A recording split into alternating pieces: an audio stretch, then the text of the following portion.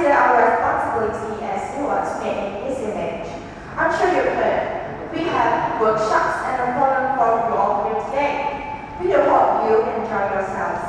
Without further ado, let's begin this event. Please join me in extending a warm welcome to Dr. Charles Pinyon, CEO of Methodist College Kuala Lumpur, as he takes to the stage to deliver the opening speech for this remarkable event.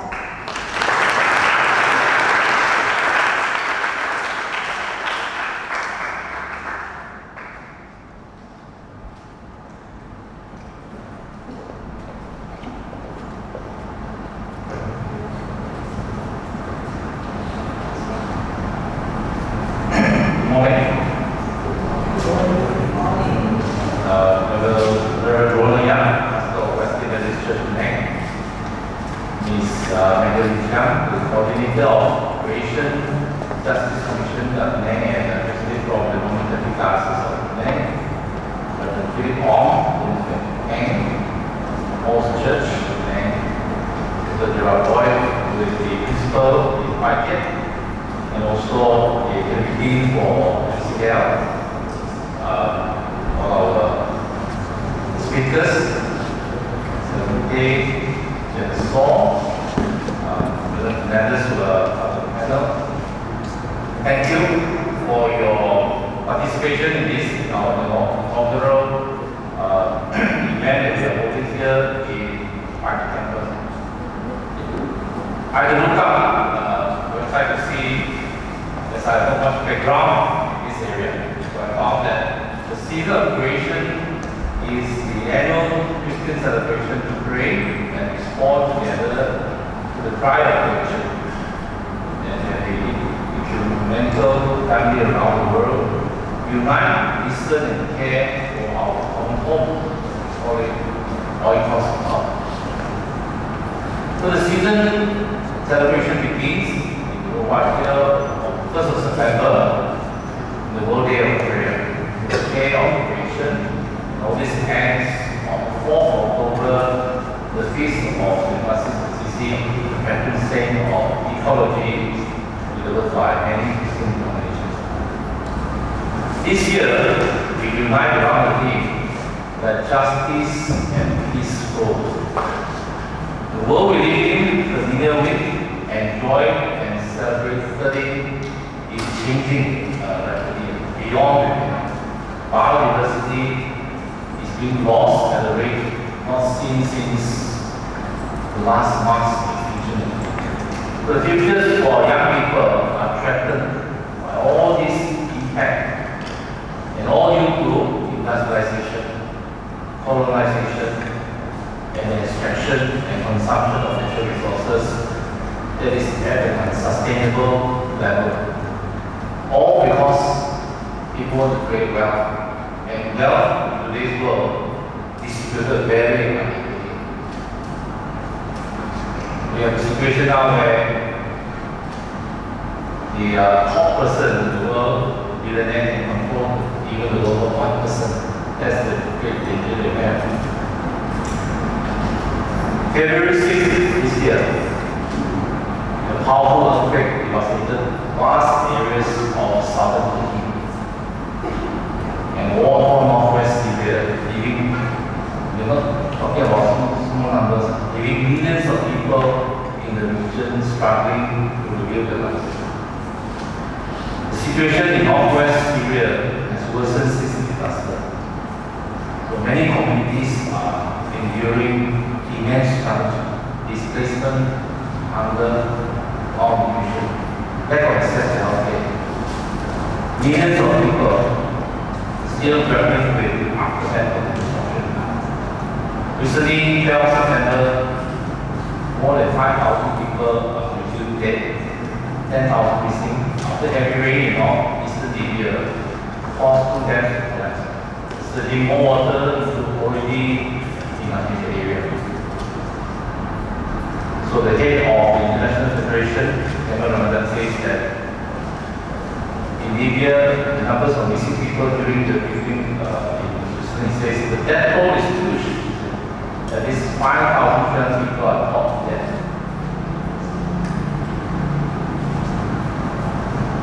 The sea ice surrounding Antarctica is well below any previous recorded winter level. From satellite, it shows that we have lost 1.5 million square kilometers of sea ice. So this is a region that's supposed to be resistant to global warming. So the world is changing very fast due to the way we are treating it. So the urgency grows. We must make visible peace with Earth and from Earth. Our justice calls us to repentance and a change of attitude and actions. Instead of despair, hope can be created if we work together as a people of God. So to provide a diet of them, while I'm about to do something new. See, I have already begun. Do you not see? I will make a pathway through the wilderness. I will create rivers in dry wasteland. The wild animals in the fields will thank me, the jackals and owls too, for giving them water in the desert. Yes, I will make rivers in dry wasteland, so my chosen people can be refreshed. Isaiah 43:19-50. By the Creator's infinite love and mercy, streams and rhymes in the desert. That's what one of the speakers said on the website. It says, an economy of peace can be built instead of an economy of conflict. So Michael River is a symbol for the season of creation 2023. That's the symbol that we see here. So let justice roll on like a river, righteousness like a never failing stream. It was the verse taken from Amos 5:24. So the image that the prophet Amos used to describe justice is that of a flooded river. In context, God wanted His chosen people to obey Him by ruling justly and behaving righteously, to stop living as hypocrites and idolaters, and to return to Him. Justice is a moving reality like flowing water or a rushing torrent. In this passage, the earth made barren by inability becomes green and full of life again. Today, the earth needs justice to flourish. Just the same, as Christians, our task is to call for an integral vision of minds, beginning with the conviction that everything in the world is connected, and that we are independent connected with one another. For the future of the planet will be placed under the sign of hope. So we call for the laws that protect the environment, that express good qualities, and for secure governance that goes beyond selfish interests and offers wisely to the future generation in mind. As a people of God, we must work together for all creation as part of that mighty river of peace and justice. Thank you.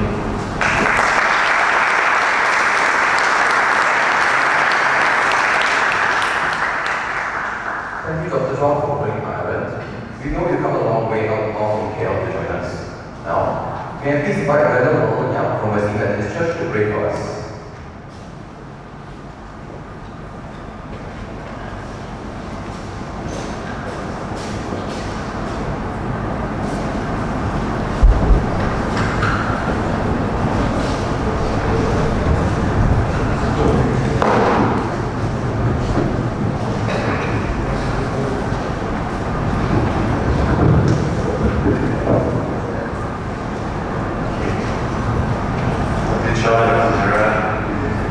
esteemed guests, my job here is to just open us in a prayer so that as all members of creation created by God join me in a prayer in your own faith pattern, and we will ask the Lord's blessing on us. Amen. Let us pray. Lord of heaven and earth, creator of all things, we come to you this morning asking for your goodness and your grace to be with us. Even as you have provided for us all these years, ever since the beginning of time when you created this world, you created us, and you made us stewards over this land. We have disobeyed. We have not done what was right and good for the land. And even as the prophet Amos spoke in the time of exile, that streams of justice flow, we have done a great injustice to the land and to the environment. We bewail, O Lord, our brokenness and the exploitation of the resources that you have so freely given to us, the greed of mankind, and in our doing, in our taking, we fail to be the image that you created us to be. Rightful, loving, blessing creators, co-creators of this world. We pray, O Lord, that even as MCKL, I can do this event, that through it, O Lord, our speakers, our panelists, our workshops, will give a glimpse of hope, a glimpse of transformation, a glimpse of what it is like, O Lord, to care and steward this wonderful creation that you have given to us. And we pray, O Lord, that those who go through these halls will one day rise to the point, a season in time, when they have the ability to influence the future, not just of Malaysia, but the rest of this region and the world. And that through them, we will be able to sustain and be a good steward of all that you have given to us. We pray therefore for your wisdom for us. We pray for your blessing upon this college. We ask, O Lord, that all who walk through here have an instinctive sense and an equipping to know what it means in order to care for each other and for this world. And through it all, Lord, we ask that we be able to honor you, be able to sustain what is good and right and true. And may we speak generously and kindly towards each other, learn and hear from each other, and express a love that knows no bounds towards each other, towards you, and all that you have given to us to care for. We give you all thanks, we give you all praise, in all our voices, we lift them up to you as Lord of heaven and earth. In Jesus' name we pray. Amen. Indeed, praise be to God. Let us now begin our forum in the importance of ecological living from the Christian perspective. We're joined by a panel of guests this session. We have Ms. Evelyn Tan, who is the Vice President of China Ecological. Next, we have Ms. Janet Saw, the Treasurer of the Golden Circle and representative from the Pro-Cathedral of St. George the Martyr. We also have Ms. Evelyn Chiang, the Coordinator of Racial Justice Commission for the State of Ecumenical.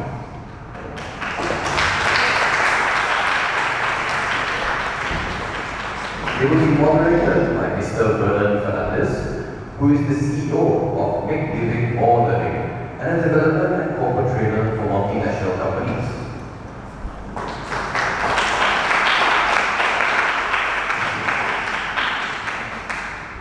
Without further ado, we'll pass the time to Mr. Vernon to start the forum.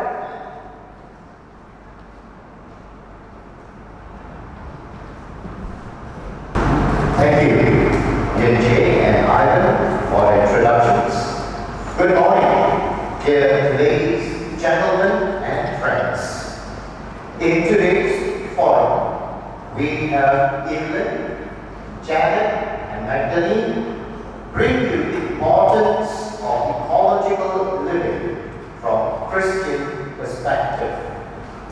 Let us listen and engage how we can build a healthier environment, bringing us healthier living and happiness. Well, without further ado, let us start the discussion. Dear panelists, what is God's creation? What does the Bible teach us about the created world and a human's place in it? Janet, would you like the honor of taking over? God's creation refers to everything that was made into existence and given life by God.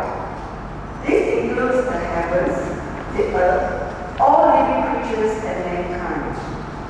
According to the Bible, God created the world and made man with intending for us to have dominion over the fish of the sea, over the birds of the air, and over every living thing that moves on the earth. Genesis 1:26. As Christians, we are supposed to take seriously our stewardship of all His creation, which was one of mankind's first jobs.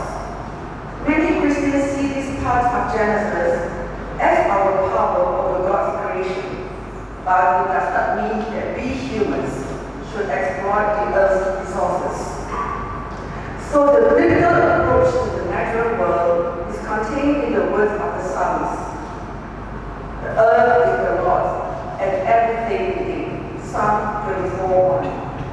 In Leviticus 25:23, God made it clear to the Israelites that this land is mine. God reminded them that the heavens belong to the Lord, the earth and all that is in it. Deuteronomy 10:14. God created the first man Adam and put him in the Garden of Eden as a steward to take care of the garden. God introduced Adam in a place fitted with a favorable climate. Genesis 2:6. Streams came out from the earth and watered the whole surface of the ground. God's call upon us as His stewards to care for the garden He created. The natural world serves as a source of inspiration of our faith and our love for the Creator. Through biblical stories, psalms and parables, and the beauty of the natural world, we can come to know God more fully. It is also an act of worship, a way to glorify God and for us to demonstrate our love for Him. God is still expecting each of us to take care of what He has created. Thank you, Janet. That's beautiful to start off the morning with God's intention. Evelyn, what would you like to share with us? I'd just like to expand on the duty of stewardship which God has entrusted on us. And I really like the song selection this morning about how we sing praises of God's work through simple things like the grass, the wind that goes past the grass. I mean, that's such a poetic, beautiful representation of how God's presence is in our life. So that said, I would like to also highlight the duty of stewardship. So what came to my mind was the story of Noah and the great flood from Genesis 6. So God saw how wicked the people of the world has become, and He said, I will destroy from the earth the people I have created, and with them the animals, birds, and creeping things. And however, in Genesis 7, after God has commanded Noah to build a large ark for himself and his family, God also ordered him to take with him 7 pairs of every clean animals, a male and his mate, and 1 pair of every kind of unclean animal, and 7 pairs of every kind of birds, and keep their various kinds alive throughout the earth. So what this says to me is that up until the time when God decided to start over, the mandate of being a steward to God's creation still stands firm. And to care and guard God's creation as He has called us to do so is an act of worship and obedience. Thank you, Evelyn. And very nicely put also about the praise and worship and the songs that were tailor-made especially for today, this morning. It was really, really well done. Then, what about you? What have you got to say about God's creation? Yeah, I think Janet and Lynn has mentioned a lot on the Bibles. Yeah, so it's clearly stated, and also this morning, praise and worship. Everything God created for us, it's for us to care for it. And I just want to bring it near to us, yeah, a real life example of what happened to us today. Besides, of course, we need to understand that this universe is a universal communion. God created this God, right? We need each other. We are all interrelated and cannot be separated, no matter how tiny is the creatures that has been created. So I just want to read one Bible verse, Psalm chapter 128, verse 5 and 6. He commanded, and they were created, and He established them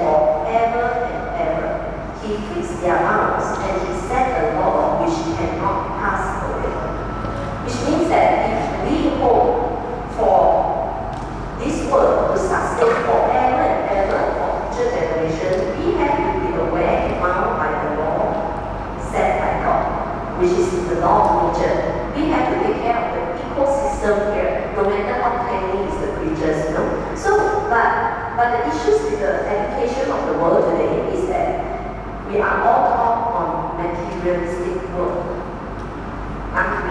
Yeah, I was brought up that way. City life, and then we also watch TV and advertisement.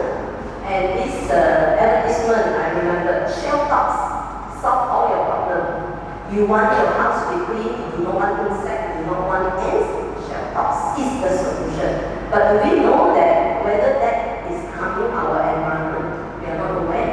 You know, I was not aware of those, yeah? And cockroach ants all reduce that, right? So, even, the coronavirus, in our dress, I'm equally guilty if we have used antivirus detergent. Well, is that harming our world? We do not know. So we are eliminating species.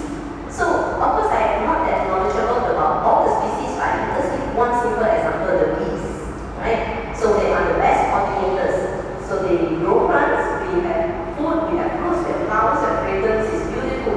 And their honey properties, their bee species, all have natural remedy. When I cough, I can make honey. It actually cures inflammations and all that.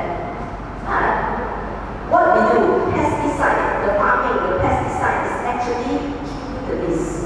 And deforestation happening everywhere is causing our bees to lose their home.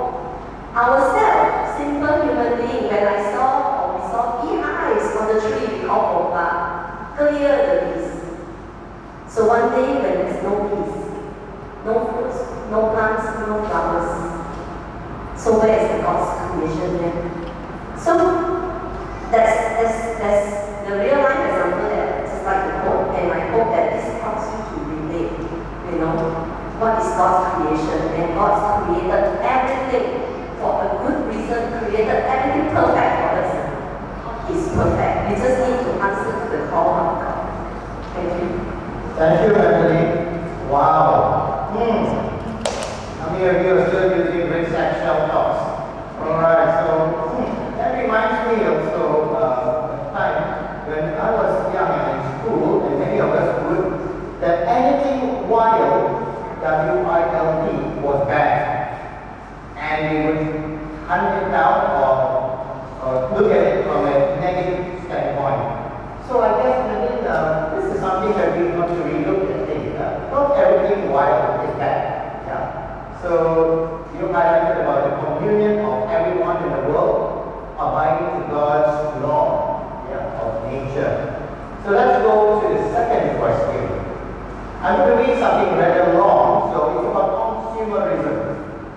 There are numerous environmental issues today, and consumerism is often cited as one of the causes. Advertisements surround us everywhere, tempting and fueling our desires to buy. Whether it's billboards on the road, shop displays, or the constant barrage of ads at home while watching TV or browsing the internet. This consumerist culture has become pervasive in the modern world. It has led to a never-ending race of comparison and competition to accumulate more and more. Companies seek continuous growth in sales and profits, which fuels the demand for increased production, resulting in extraction of raw resources from the earth, including fossil fuels, minerals, and deforestation.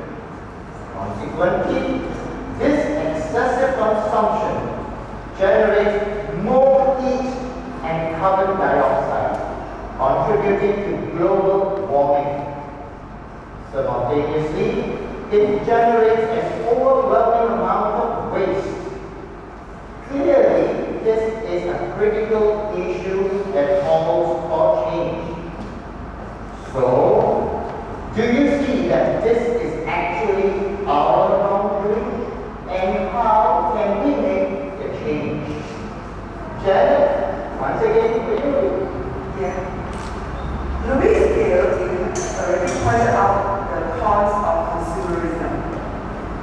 The economy takes precedence over the environment. When consumers focus on consumer products, then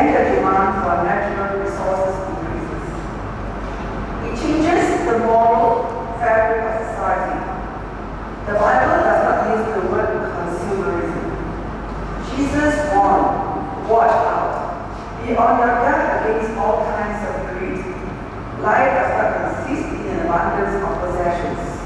Luke 12:15. An abundance of possessions is what consumerism is all about. But those who pursue that path are missing the point of life. Consumerism encourages debt. People use their credit cards to purchase unnecessary goods and services, especially during festive seasons, new product launches, holidays which some can ill afford, so they return to getting short-term loans. From the above, it causes stress, and this may lead to health problems, especially the mental health. Consumerism does not provide fulfillment, just short-term satisfaction. Consumerism conflicts with various spiritual beliefs. In Matthew 19:21-24, Jesus told the rich young ruler, "If you want to be perfect, go and sell all your possessions and give the money to the poor, and you will have treasure in heaven. Then come and follow me."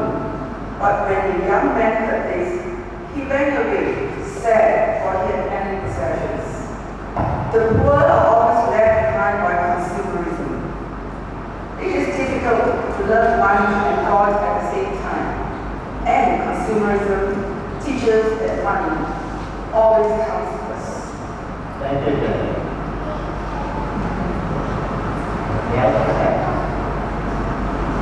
Anything else? And how do we change, how do we reduce consumerism? We can adopt the following strategies: reduce, reuse, recycle, support ethical brands that don't harm the environment, sustainable sourcing, responsible manufacturing, and contribute to society in a sustainable way. Buy less, repair and reuse. Encourage the family members and friends to be mindful of the social and environmental impact of consumerism. Thank you, Daniel. Thanks for the advice. Magdalene, what have you got to say? Okay, thank you. So, maybe I just zoom it down into just one consumerism habit. Janet has given an overall picture of consumerism problem. One bad habit is the throwaway culture. Yeah, we learned that was spoken by Pope Francis, who wrote this encyclical, which is called Laudato Si, Our Common Home. Yeah, care for our common home. And the throwaway culture is actually started with our lifestyle today. Our lifestyle, we want fast and convenient. Don't we? Fast and convenient and easy. And with that demand, that's where the single-use plastics was created in 1950s. It was created for a good thing, trying to save the forest so that we don't use the paper product for packaging. So plastic was created. And it's so good, cheap, easy, durable. And now we can even get food so easily, right? It's easy to have food and drinks. We can even just have a few clicks on our phone. We can get direct foods and all that. And after that, we just pack and throw away. Easy, right? So clean, we don't have to wash and all that. And PPP will come and collect. And when they collect, they will send to a landfill very far from the island in Nibong Tebak. It's called Pulau Burung. Yeah? So that landfill, everything sounds to be easy and perfect. But do you know that this throwaway culture is giving us problems because the plastic is so good? Plastic bottles, mineral bottles, is like 450 years to dissolve. That's why we ask the organization, organizer, no plastic bottle here. And then the plastic bag can last for 1,000 years. So you imagine, the landfill, everything goes to the landfill. And do you know that the Pulau Burung in Penang can last only another 10 years with the amount of rubbish that we created? So if the plastic bag can last for 1,000 years, do we need another 100 landfill? So what happens if one day you see landfill near our housing area, near your cottage? How can you imagine that? Yeah? So this is the landfill. Besides the landfill problem, the second problem is littering. Plastic littering. And all this plastic you see in the beach and and all that. It will go down and you kill whales. Because whales and the sea living, they cannot recognize what is plastics and what is jellyfish. They'll just eat and they will choke to death. And they have also see the big birds, they just eat and they don't know. So these are plastics. So plastic is killing the God's creations. They are beautiful, beautiful God's creation. They are designed, choke to death. And the last one I want to explain about plastic is the microplastic. So all these plastics, when they dissolve, in the process of dissolving, even though it takes hundreds and hundreds of years, it will turn into tiny microplastic. The World Health Organization already studied in the water, mineral water, you have microplastic. In our tap water, in our sea salt, all have microplastics. And the seaworm is so small that the seaworms can actually eat it. And then the fish eat the seaworms and we eat the fish. So what happened? And there are already scientists also tested human bloods already contain microplastics. What is the harm? We do not know yet. Yeah? So it's the saying that what goes around comes around. Yeah? So the second part of the question is like, what can we do about it? I would say yes, if we talk about throwaway culture, plastic pollution, yes, you can just stop single-use plastics as much as possible. Go to temple, try to bring your tiffin and container as much as you can. Okay? So I need to finish up and try to just stop single-use plastic. Thank you. Thank you, Madeline. So that reminds me about what you don't see, you don't care. So microplastic, we don't see one, so we don't have to worry. But that's the danger and all. So I guess we got to open our hearts, our minds, and our eyes a bit more, and also knowledge, and see things from that angle. Yeah. So Ingrid, any additional to add to this, please? I'm glad that Madeline brought up the point of throwaway culture and injury, because my comment has nothing to do with that. And I think the previous speakers have made very good points. And I just want to add on the culture of consumerism that we unconsciously follow that hurts the marginalized population in poorer countries. And the example I want to bring forward is fast fashion. I think some of us here understand what fast fashion is, but to some of us who are still wondering what is fast fashion, think of the brands like Shein, Mango, H&M, Zara, Forever 21. You get the point, right? These brands, they produce high volumes of clothing in a very short amount of time throughout the year at a very affordable price. Fashion has never been so affordable in modern human history than it is today. Right, so, and the worst part is that these companies use many different marketing strategies to encourage customers to follow trends, right? They call it a form of self-expression, so to speak. And especially now we have this influencer economy. I'm sure all of us on social media have come across people who are doing fashion hauls and all that, buying like 30 pieces of clothing and showing off to their audiences. This might seem like a norm to the new generation, but it is a real display of overconsumption. And it's not just causing a literary problem. Basically, if you see some news, you can find that in poorer countries, clothes, textiles are not exactly recycled. They become mountains of waste in poorer countries and causing a lot of problems. It also depletes natural resources, so as we know, a lot of cheap clothing also have oil and gas, fossil fuel, same origin as plastic, right, polyester and all that. And some of these brands have also been found to commit human rights violations. So many fast fashion brands are also greenwashing. They also know that they are violating a lot of issues. So they'll tell the customers this is and that is what they are doing, but they're not actually transparent. I like to admit that I used to think that Ecumenical was a good brand, a better brand among all of them, but they are actually not. So a simple Google and you can find that they are also in the fast fashion category, even though they look minimalistic and all that. But the workers in Unical's factories are compelled to work excessive hours in unsafe environment, earning unfair wages, and they are regularly punished. So you can find reports like this online.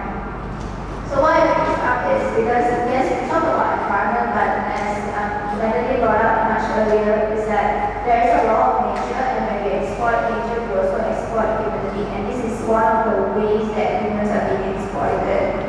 So as Christians, we need to protect people whose basic rights are exploited by the capitalistic system, which we often benefit from, unfortunately. In Matthew 25, verse 35 to 40, Jesus said this, and let me read this for you. For I was hungry, and you fed me. I was thirsty, and you gave me a drink. I was a stranger, and you invited me into your home. I was naked, and you gave me clothing. I was sick, and you cared for me. I was in prison, and you visited me. Then these righteous ones will reply, Lord, when did I ever see you hungry and feed you, or thirsty and give you something to drink, or a stranger and show you hospitality, or naked and give you clothing? When did we ever see you sick or in prison or visit you?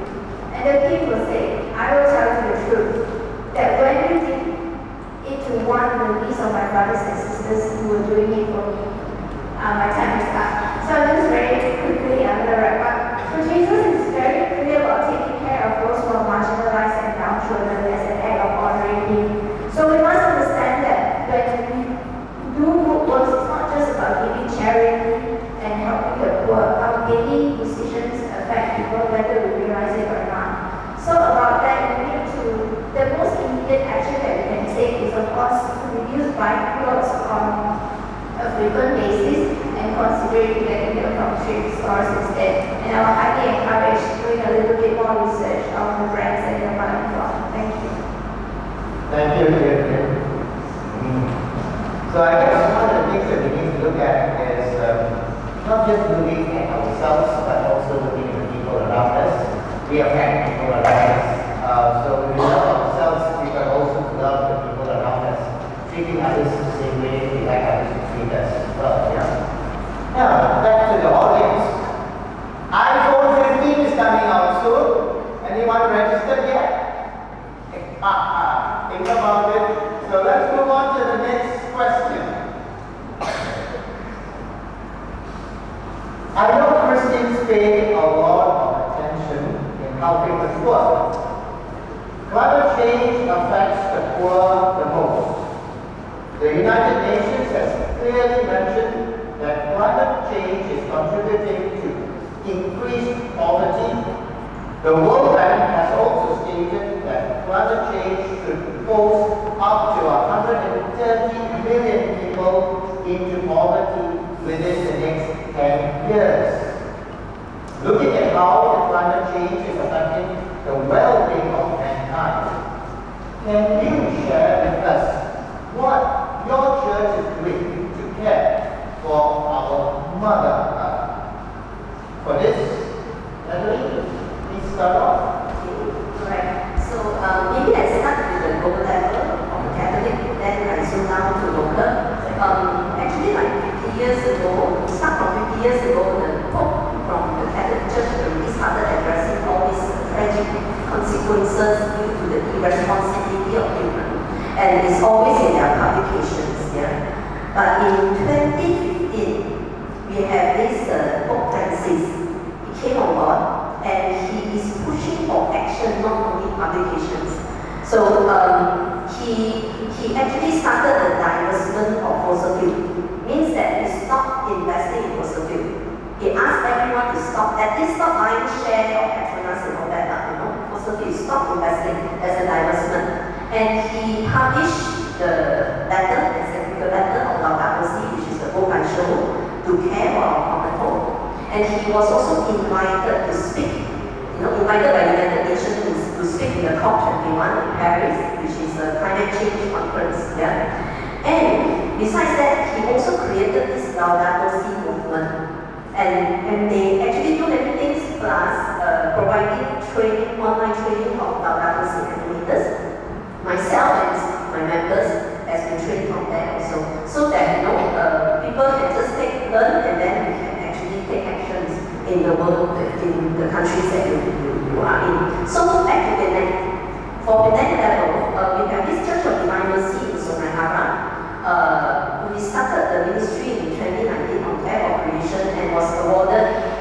win award by the Ecumenical Council in that year. And this church actually installed solar panel, and this whole solar panel at the rooftop can support the entire power usage of the church. So we consider as zero emission church. And in 2020, we started a rooftop vegetable garden. And this vegetable that grown there, we actually give to the marginal people. Yeah, it's gift from God. And we also practice feast day and all that, no plastic and all that. Oh yeah, in this church also we have the rain harvest water tank to water the plant. So same practice has been implemented also by the Cathedral of Holy Spirit in Great Lake.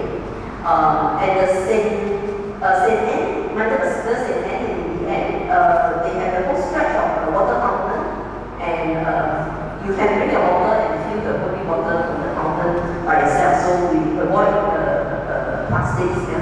And all the churches, they try to do something, their feast days, stop plastic usage as much as they can, their water filter. But of course, it's still not perfect. Sometimes hardly also when I see they have party or whatever business, still with a lot of disposable plastic. That happens. So still a lot of work that we need to do.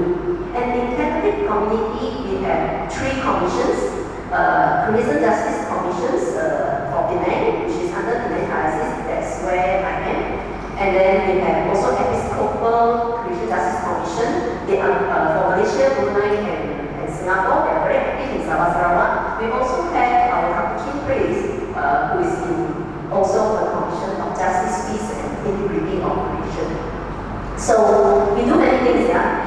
People event, exhibition, talks, and all that. In fact, lately, on the 3rd September, 3 weeks ago, we organized together with Ecumenical to have an interfaith on ecology forum, which is bringing all people from 7 different faiths come together to talk about a greener future. And today we are here co-organizing with the Methodist churches, Anglican, and the Baptist church. Thank you. Thank you. Wonderful, Natalie. So thanks for sharing about what the church can do from the Catholic church perspective. And I guess it's also going to trickle down to the basic communities as well, the parish as well. So I guess that's the challenge that we are heading towards, where the individual, the families can be involved in this entire leprosy event. Yeah. So next, let's invite Evelyn to share what your church is doing. Thanks. I'm encouraged to share that the Wesley Methodist Church is eager to take on more actions and practices, and hopefully to the level that you all are already doing, to reduce our burden on the environment around us. Well, as a start, we do distribute e-bookers for Sunday services to reduce our paper wastage, and we have also collected free love clothing to encourage our members to donate those who are good and vulnerable condition. And for our after-service refreshments, we use reusable cups and plates. And those are small actions that we hope to build up to something bigger. And something bigger means investments on solar panel and renewable harvesting, which I believe will have benefit and value. But our and also our second company of Voice Brigade under the Wesley Methodist Church has been conducting a few programs and activities such as river cleanup, composting, and tending to the community farm as part of their requirement to obtain a community badge. So they are also looking to increase variety of programs that the youth can be exposed to, because the youth are our leaders of tomorrow. So they need to be exposed early on the earth that they are going to inherit. So maybe we can learn a couple of things or two from different churches on what we can do further. Thank you, Evelyn. Wonderful. Thanks for your sharing. Janet, what about you? After hearing from magazines and TV, I'm sad to say that the St. George's Church we are pretty relaxed and lagging behind this. But I hope that with this forum, meaning from the top down, we can be made more aware of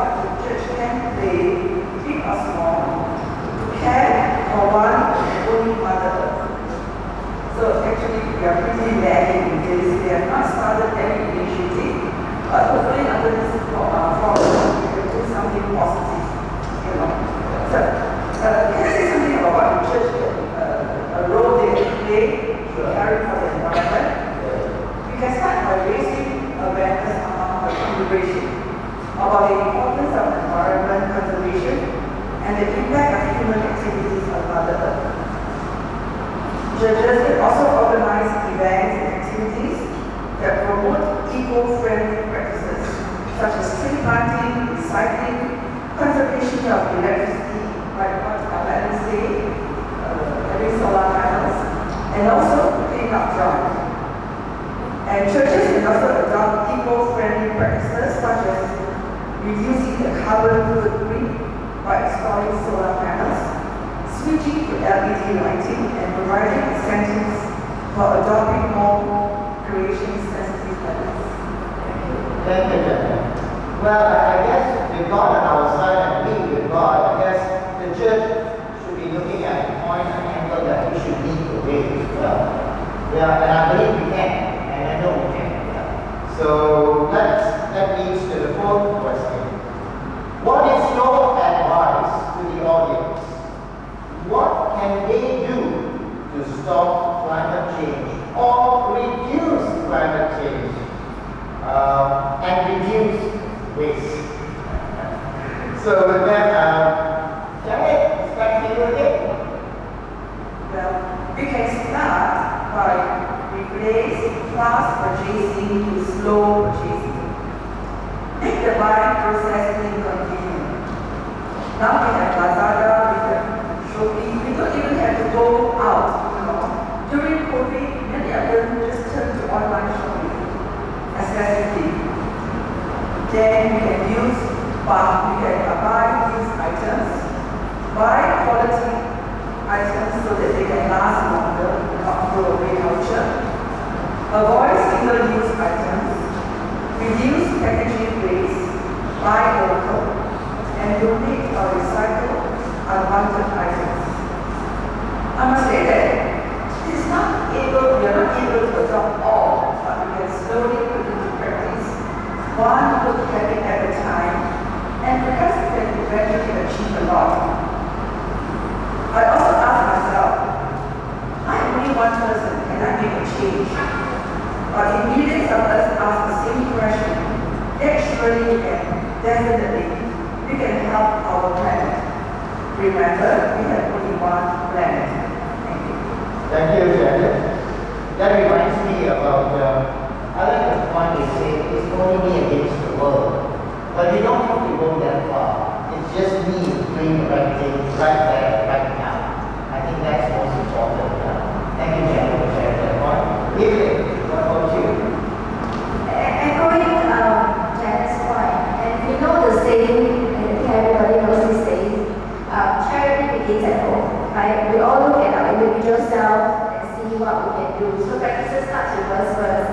And even the Bible says you don't remove the log in your brother's eye when you have a log in your own eye. So everything points to our individual actions. Well, this is true, and it's very important that we start from ourselves.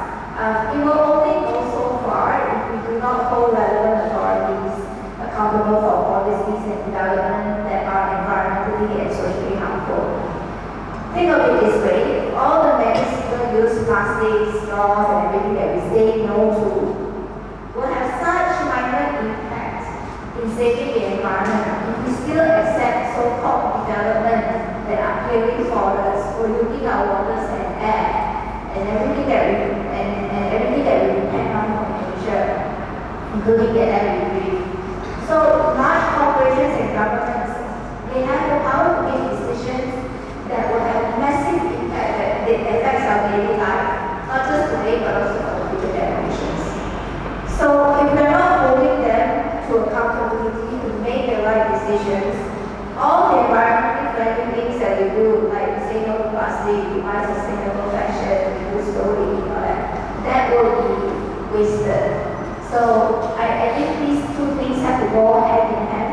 We no longer need to just feel guilty of our own actions, but we need to also hold the people that we mandate to make decisions to make the right decisions for us.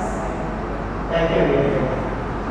This thing reminds me about maybe sometimes we feel that we can't do anything, we are hands out or we are prisoners. But I believe that we got to be more demanding and know what we want, be very clear about what the direction we want to go towards Because if we don't, we are still left to the winds and fancies of the bigger and stronger corporations. So I guess we need to stand united, but individually, we must say to ourselves, yes, I can. And I think we all want to look and believe in oneself that we can make a change, and I can make a change. What about you, Melanie? Please share your thoughts. Okay, I would say Janet has already mentioned all the methods that individual can do, and Evelyn has also bring out the point that you all need to act. But whatever you have to watch, you have to watch the government authorities and the big businessmen what they are doing. So I just like to introduce to you 4 steps of ecological conversion. It's a process, which is actually recommended by Pope Francis in the book. The 4 steps is first realization, and then repentance, followed by commitment and community. So it's 2R, 2C, always remember. So realization, realize what we have done to harm God's creation, and also what we feel to act. Just like what you mentioned. If we don't stand up and say, you have to stop the deforestation, this means that we fail to act. So realization of what we have done wrong and what we fail to act. Number 2, repentance. I think everyone understands what is repentance. Repent, wholeheartedly turn to the Creator and change. Pray to God to heal us and heal the world. And third one, commitment. Let us commit to change ourselves, change our lifestyle, and to commit to be the good steward of God's creation. Finally, community. So not only about yourself, let's open up, influence your network, your schools, your church, your friends, your neighbors, your families, at least, to make a change, to care for our common home. With that, you continuous process, not just one day, continuously doing it, you will be able to transform your heart to love God, to love the Creator, to love everyone, and to love every creature and the creation of God. Thank you, Magdalene. And finally, in one sentence or two, what key takeaway would you like to advise the audience to consider? Well, then, before that, can I say something? Sure. Okay. Sometimes I ask myself, what has God got to do with this? This is mankind's falling. The topic of climate change, even in the most advanced countries, is a political failure. Climate change do not bring in votes. It's very sad. Thanks, Shall I Melanie. repeat the question again? All right. Okay. One sentence or two. What key takeaway would you like to advise the audience? I don't really have a short sentence, I'm so sorry. But thank you, Melanie, for bringing that up. I used to attend COP negotiations where governments come together every year, and I totally agree it's a very political thing. We all know what to do, but we fail to do it every year now and then. So, because of this failure, the climate change, the era is already upon us. It's not something in future that our grandchildren will face. We are facing it today. Food shortage, water crisis, heat wave, air pollution, floods, just to name a few. So as Christians, we can play an important role in the society to show others how we can help each other to be resilient in facing these climate change impacts. Therefore, I think the ministry of care will be even more important moving forward because of this. So in this time and age, the call of the second commandment to love our neighbor as ourselves from Mark 12:31 will be truly tested. May we always seek God's word and guidance on what we can do, and may He equip us with wisdom and the spirit to serve. Thank you. Janet? My key takeaway, we must encourage to change our attitude and understanding towards climate change. Immediate action is needed, and every fraction of a degree counts. Thank you, Janet. John? Magdalene? Okay, I will say moderation. Let us be happy and appreciate appreciate what we have and do not succumb to sadness of what we lack. Always look at the glass is half full. Wow. Strong words, very philosophical. I don't know, the words that come to my mind all of a sudden is resilience and adaptability. I guess that's something a topic we need to talk about next time around. So, thank you so much to all panelists. It is really lovely to have all of you here to passionately share the importance of ecological living that our one God intended to be.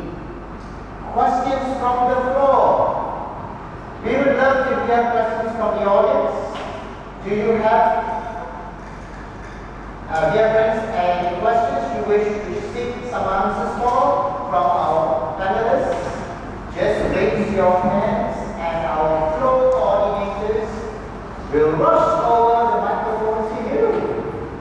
Maybe we can get one or two questions from any one of you out of care and concern.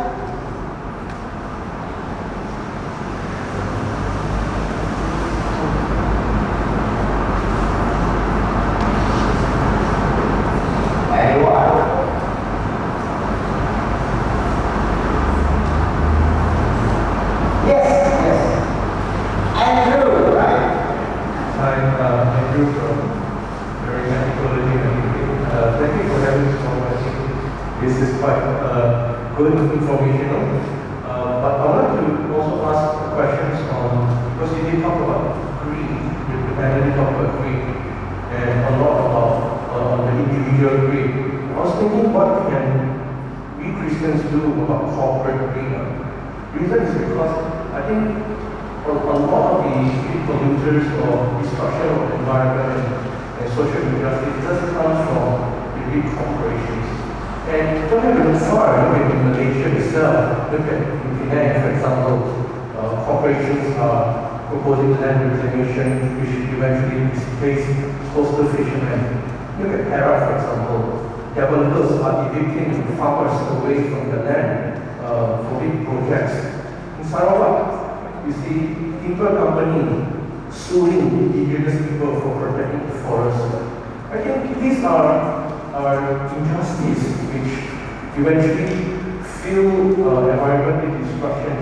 And I personally felt that the Christian community are quiet when it comes to this matter.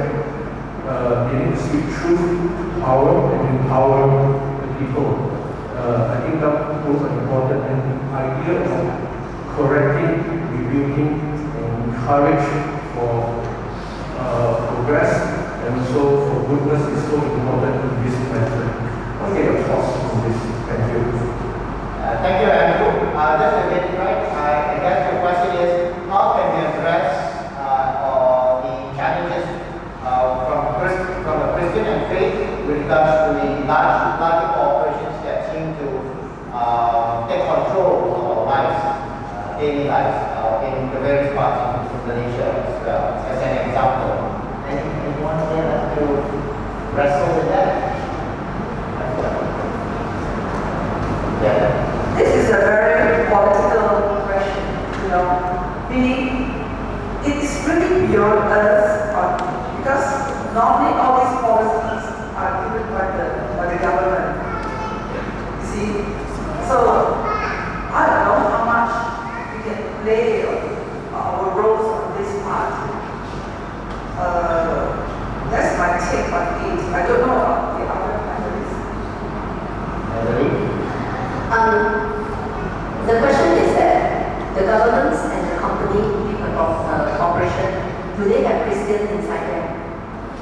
So the trainings from us, the educations, if we already started correct value to everyone, and this understanding is there to earn the money ethically, in future, our children, when they grow up, when they run an operation or they run the government, they will know that they should not do the wrong thing. It's not something that we can do it immediately now. Yeah, so this is what I think that, you know, as a Christian, so if everybody is a good Christian, and if we can become a good example of Christian, like, you know, we started the interfaith and like what Janet said, you know, the green government will not get vote. Look at those and ask me, why they do not get vote? The government want to have vote and they want public support. So if we already educate everyone that take care of the environment is important, by having economy overrun the creators, you know, the creation is not right. Eventually, the government will start talking about GDP and all that, talking about green. They will get vote. So it's people power. So we need to change. Thank you, Maggie. Yeah, very shortly, I echo Madeline. The key question is, where are the Christians in these places? And if you're a Christian, you should be the lighthouse, right, in the marketplace. So where how Christians can use that, don't remain quiet and think that this is something beyond us. Because there are mechanisms in place where we can put in our protests, or writing letters, you know, and supporting NGOs that are fighting against this. So there are many ways that we can do something and contribute to, you know, saying no to very destructive practices. And I see this as a form of ministry as well. We talk about saving people's life, evangelical ways. The Lord says to go and tell the good news and all that. But I think we also forget that the very first duty that God gave us was to become stewards of the earth. Let's not lose that as well, because once the earth is destroyed, you'll quickly know how much we are part of nature and we are not a part of it. Thank you. Just about 2 days ago in the newspapers, there was this mining company that ordered, that won an award, you know, for a temple, 100-year-old temple in Ipoh to be demolished and the land given back to mining. So that this is a high court decision that agrees with the company that's doing mining. Unfortunately, yes. I guess we can't chop down a huge tree that's already there, which is also not good to cut down. But I guess from hearing from the three panelists is we need to start growing new seeds. And the seeds are not that seeds, but us. I'm looking at the young ones and the not so young ones too. So be powerful Christians when you leave and you go out of this door, because you are the seeds that you need to someday harvest that good values so that we can change around what Andrew has just inquired us now. What can we do? Well, in years to come, it's what you and I can do and our future generation can do through proper Christian values